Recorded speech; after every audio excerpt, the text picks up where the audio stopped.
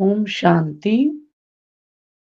28/1/2026 இன்றைய அவ்யக்த இஷாரா.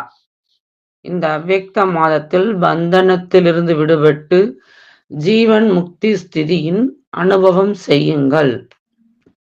முதலில் தனது தேகத்திலிருந்து, தேக சம்பந்தத்திலிருந்து மற்றும் பழைய உலகின் ஸ்மிருதியில், நினைவிலிருந்து விடுபட்டவராகுங்கள். என்ன சொல்றான்னா, தேகத்திலிருந்தும் தேக சம்பந்தத்திலிருந்தும் இந்த பழைய உலகின் நினைவிலிருந்தும் விடுபட்டவரா ஆயிடுங்க.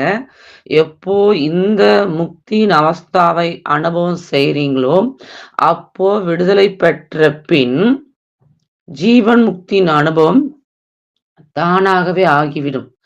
எனவே சோதித்து பாருங்கள்.